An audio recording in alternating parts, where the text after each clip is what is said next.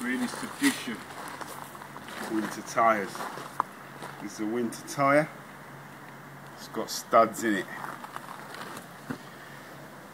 In England, we do have winter tyres.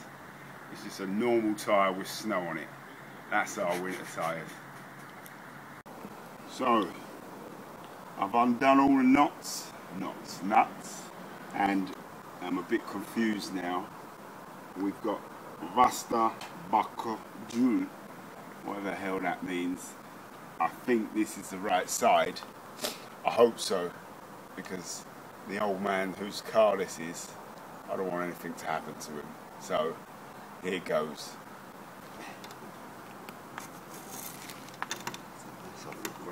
It's going well. It's only taken us 3.5 hours. One more to go, and it's fika time. Let's get on with it.